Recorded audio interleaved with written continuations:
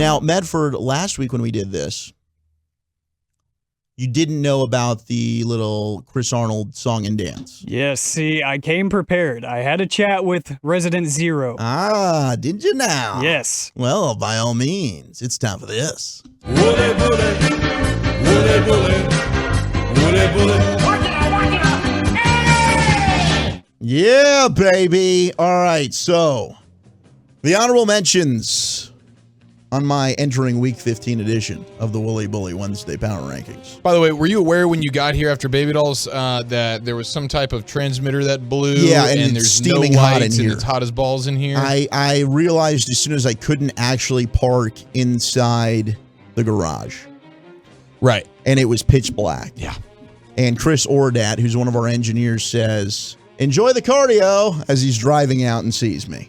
Wait, did you take the stairs? I thought to myself, damn it, are you kidding me? I should have stayed at Baby Dolls. Is it too late to turn around and act like I'm not here? But then now I've been seen by so many people. I was trying to work through a plan in my mind. I thought, you know what? I'm going to walk right in. We're going to go hit up the elevator. We're going to see what happens. And then I'm going to, reassess. Thank God the elevator worked. Oh, it worked for you. Was not about to walk up. One of them. 11 floors of stairs. Although I could have used it. Yeah, 11 flights. Did you do it? No, God, no. I've done it before, though. We've had issues before that have forced it upon me. Yeah, and I've been there. That is not cool. By the time you get to like floor 7, I'm like, oh, jeez. But what's killing me right now is just how bleeping hot it is in here. Gosh, it hurts. I'm starting to sweat. Yeah. So it's going to get musty up in here. By the end of the show, it is going to be disgusting in here. By the way, shout out to Noah in Duncanville who texted. He's feeling like crap, and he just wanted us to give him a shout out because it makes him feel better listening to the show. We're here for you, homie. We love you. Love you, Noah. Also, shout out to all the rest of you hooligans that are listening to us. We love you too. Don't forget to come and watch us on the fan cam, twitch.tv/DallasFanCam. All right, so quick honorable mentions 14 through 11 before I get to the top 10 here of my power rankings. I got the Colts of Indy at 14. They were 11 last week. They didn't really fall for any reason of their own, just kind of how the power rankings went. I just think the teams ahead of them are slightly better. The Ravens have had a tremendous tumble. They're at 13. They fell from 10 a week ago. I just think that they're a really hurt, banged up unit right now that I don't have a lot of faith in. I got the Bungholes at 12. They fell from 13, just one spot at 7-6. They're at 12. And the 49ers have moved their way up from about 16 last week to 11. They are at 11 at 7-6, just outside of the top 10. So now we get into the top 10 here. I've got this team that has fallen from number 8 a week ago, and they have really kind of had a steady decline in my power rankings over the year. The Buffalo Bills. Oh, man, but nobody circles the wagons like the Buffalo Bills. Buffalo Bills. But it's 7-6. I've got them at number 10. Josh Allen's banged up. This is a team that's dropping some games lately. They had a heroic effort to try and rally to come back and beat the Bucs. I didn't want to knock them completely out of the top 10. But the teams ahead of them are just playing better football right now. They got to figure it out, or they're in some danger here. We went through their schedule. We still think they'll be a playoff team, but they're not looking great. That's probably the Patriots division now.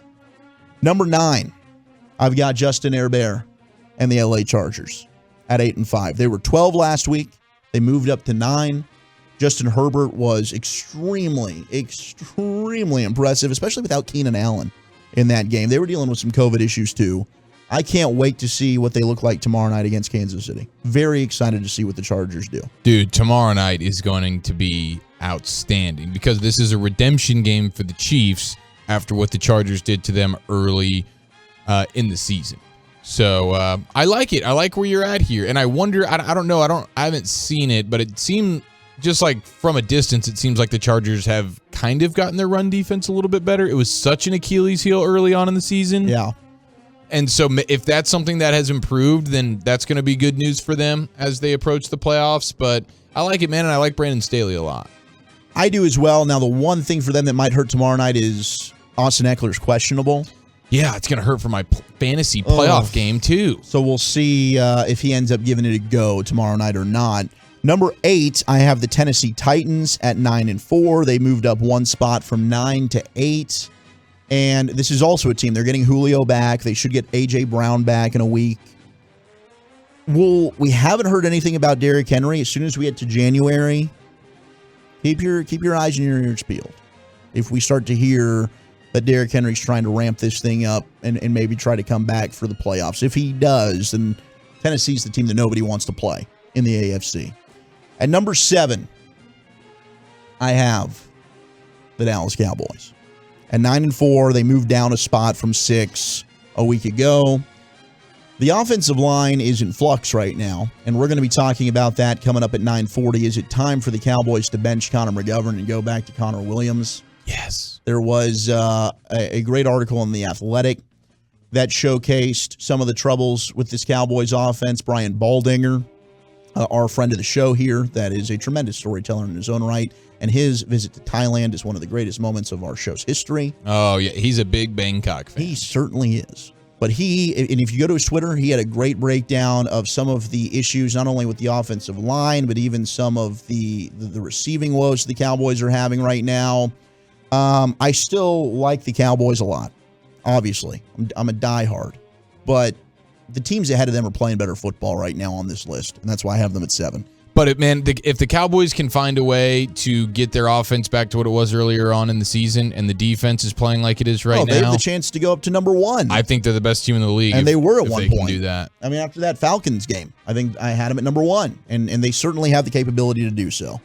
Number 6, I have the Rams of L.A., who had a huge win over Arizona. Matthew Stafford looked very good, and that defense finally put it together as well. But what was most impressive to me was the fact that they were able to do it with all the COVID issues. No Jalen Ramsey, no Tyler Higbee. The next day, Odell Beckham Jr. test positive. They didn't have Darrell Henderson, the running back, in that game either. They dealt with a lot of losses right before kickoff, still find a way to come out with a huge division win. And now they've won back-to-back games. Maybe they're finally figuring things out and going to get hot at the right time. So I've got the Rams there at number 6. They've moved up a spot ahead of the Cowboys, unfortunately. Yeah, no, I get it. If the Rams are clicking on all cylinders, man, if their defense can be doing their thing and McSex and the offense can get back to the way they were playing, maybe Matthew Stafford's getting a little bit healthier right now as they integrate and continue to integrate Odell Beckham Jr. into that offense. They have the guy who's playing like the best wide receiver in the league in Cooper Kupp. So, I mean, the Rams are dangerous. They're just weird because you don't know.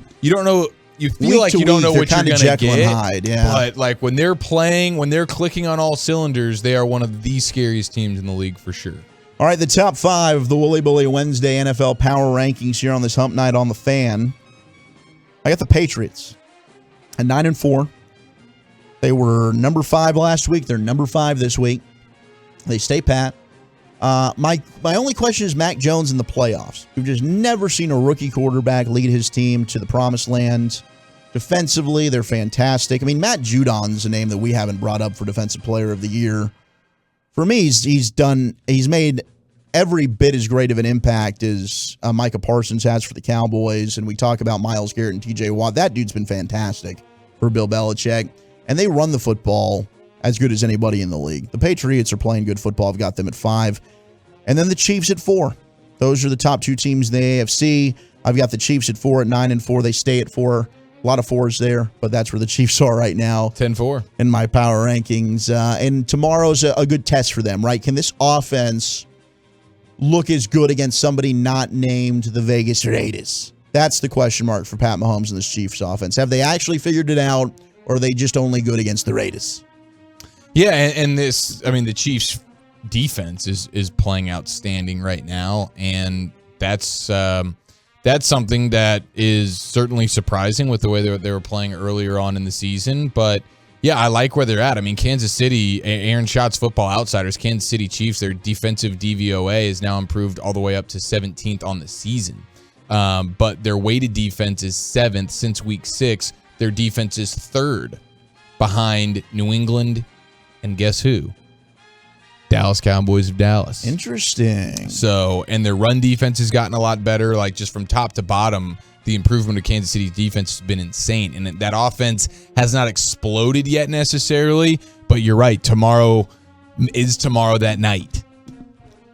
I can't wait. That's a big game on Thursday Night Football. The top three now, and I've got some movement. I've got some shifting here with the top three teams in the NFC.